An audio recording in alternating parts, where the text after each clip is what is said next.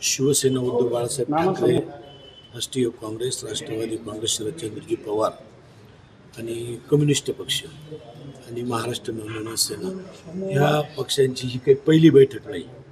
याच्या अगोदर देखील आमच्या 2-4 बैठका पार पडलेल्या आहेत. आज जागा वाटपाच्या संदर्भामध्ये शेवटच्या टप्प्यापर्यंत आम्ही आता आलेलो आहे. एक 7-8 प्रभाग बाकी आहे आणि अतिशय मनमोकळेपणे ही आघाडी आमची या ठिकाणी होताना आपण बघताय आणि त्या स्वरूपाचं काम झालं. आमचा सर्वांचा एकच उद्देश आहे की भारतीय जनता पक्षाला लांब ठेवावं.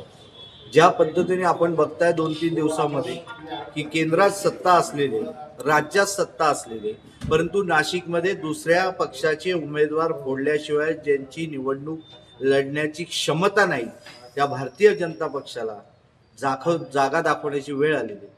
त्याकरता आम्ही सर्व एकत्र आहोत.